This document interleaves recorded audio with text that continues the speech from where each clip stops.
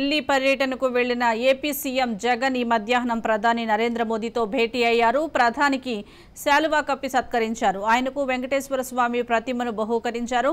ప్రధానితో CM Jagan సమావేశం దాదాపు గంటన్నర పాటు సాగింది. విభజన హామీలు, ఏపీకి రావాల్సిన పెండింగ్ నిధులు, తాజా రాజకీయ పరిణామాల గురించి సీఎం జగన్ ప్రధాని మోదీతో చర్చించినట్లు తెలుస్తోంది. ఈ సమావేశానికి పార్లమెంట్లోని ప్రధాని కార్యాలయం వేదికగా నిలిచింది.